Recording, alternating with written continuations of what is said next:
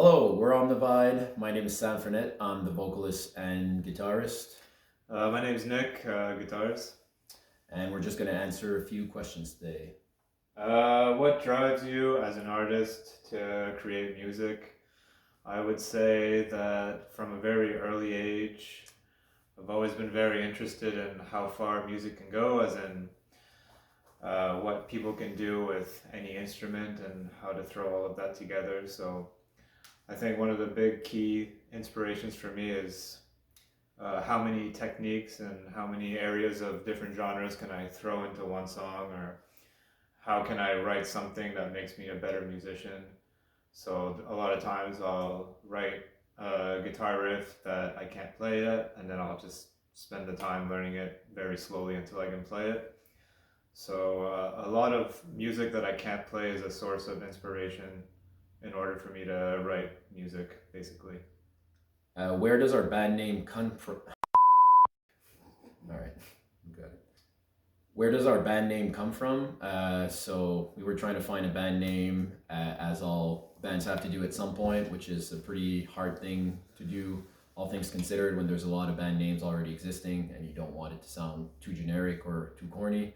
And we ended up thinking of just kind of two really contrasting words that represent extremes. So it's essentially omnivide. In French, omni means the same thing, it means everything, totality, and then vide in French means nothingness or emptiness. So it's essentially everything and nothing in one word. So we thought that was just kind of a good play on words that also represents the way that our music tries to go to many extremes. Tell us about your album. This album is basically, the best way to describe it is it's prog metal with a lot of death and tech deck and symphonic influences. And we used to be in an Opeth cover band, so we've always liked like the prog side of music. And people our age, we grew up listening to the music of our parents, which would be Led Zeppelin and Deep Purple and King Crimson and all those bands. So we've always been a big fan of rock and roll music and just early on 60s, 70s prog. And I think that it's important to show your influences in the music that you write. So even though we're huge death metal and heavy metal listeners, it's also important to throw in the kind of the music that started it all. And I think that's what makes certain metal very interesting, is when you add different elements of music or different genres.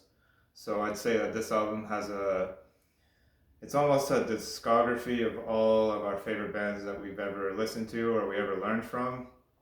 And we learn how to write music our own way so that it expresses all of the things that we love in music all in each song. So each song has its own vibe.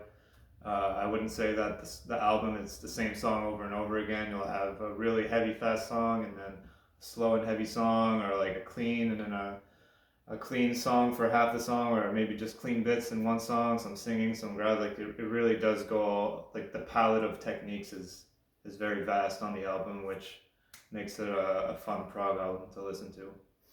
What inspired the lyrics on the album? So me and Nick kind of wrote the lyrics for each of our songs. We started just on our own doing it because we knew we had to record vocals coming up.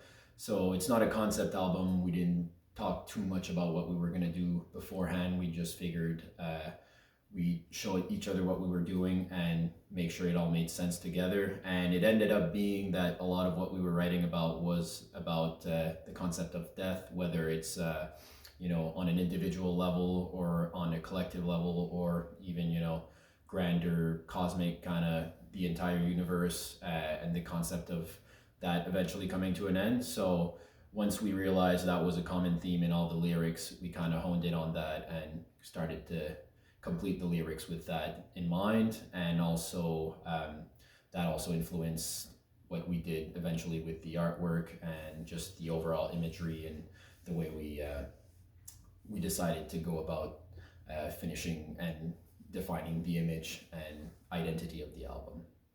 What is the story behind the album cover artwork? I would say that it follows the atmosphere of the music on the album. We wanted something that represents a bit of fantasy and life and death, since we're heavy into that kind of video game style art. And, it has a dragon on it, which is basically a symbol of death in the fantasy realms and all that. Usually a dragon doesn't bring peace or prosperity or whatever. Um, the fire on the album had a big influence on naming the album A Tale of Fire. It's also symbolic for many things, as in you could say that the fire that we all have within us pushes us to do great things, or it makes us do crazy things or bad things, but it has a lot of visual metaphors for what a lot of metal music kind of inspires itself from, I would say. So the album artwork was made by a good friend of ours named Marcel, and he did an amazing job with it and captured exactly the type of imagery we were going with the music.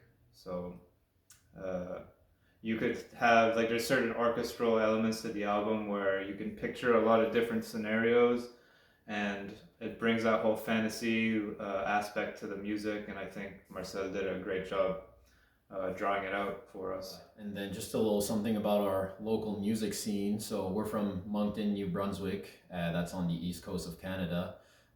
There's always been a pretty lively metal scene around here, ever since we were teenagers and we started playing in bands. There were a lot of bands. There were also a lot of bigger bands coming through. Like, we got to see a lot of acts that maybe didn't go to too many smaller places like we did, but we had some awesome people in our local scene bringing great bands here.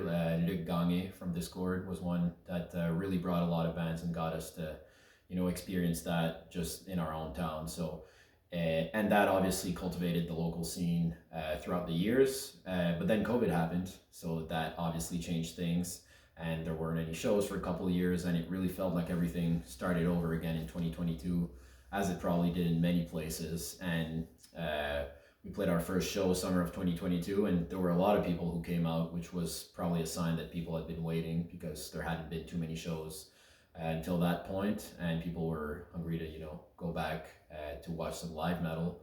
So we were really stoked about that, and ever since then there's been a lot of new bands that we didn't see before COVID that have formed since. And the scene is alive and well. We have a good venue here that's an arcade bar that really draws a lot of people just from being a great place, which also helps to bring people to the shows on top of the draw of the bands themselves. And overall, I'd say there's a pretty loyal show-going fan base here that goes to a lot of the metal shows.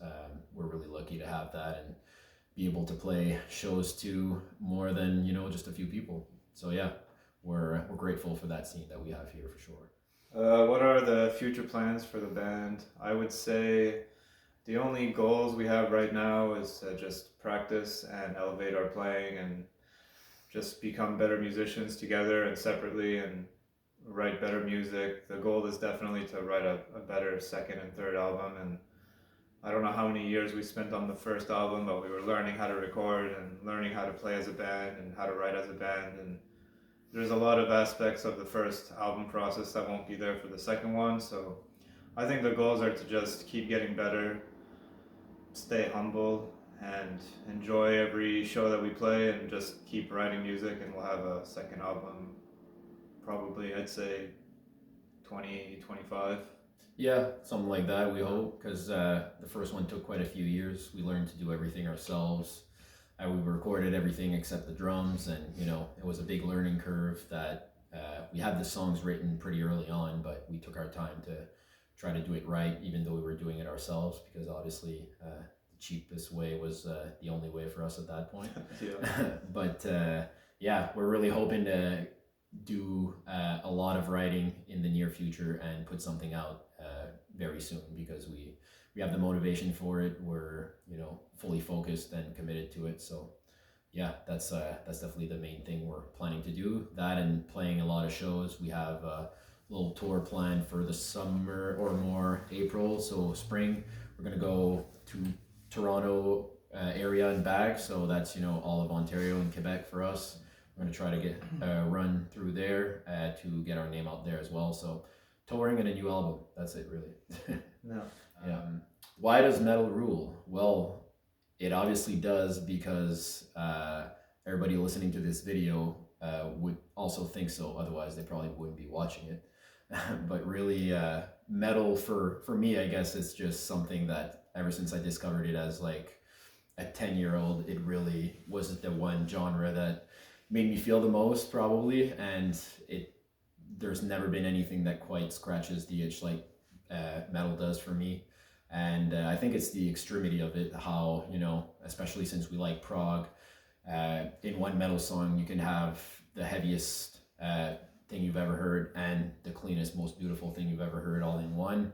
And that's something we like to try to portray in our music as well. So that's why, to me, metal is something that not quite any other genre can be, not only because I love classic metal riffs and songs, but because within metal there's a lot of variety that takes it to extreme, so that you can have kind of the whole package in one genre, if you know what I mean.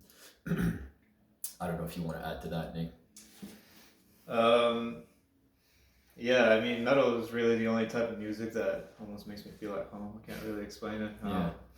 There's just, I feel like it's the genre that has the most opportunity for originality, I find, as weird as that sounds, because you can have, I feel like there's a lot of similar sounding bands in every genre, but as a composer, or when you begin to write metal songs, the freedom of choice that you have between every style of riff is infinite, almost, is what it feels like.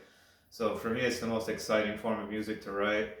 And honestly, those guitar solos that a lot of people have gotten super, super crazy with, like, I mean, in terms of perfecting your instrument, I think metal is it's a type of genre where it really shows musicality differently than every other genre, and that's what makes me want to play and get better at it every day. So I don't know, it's hard to beat metal, I'd say.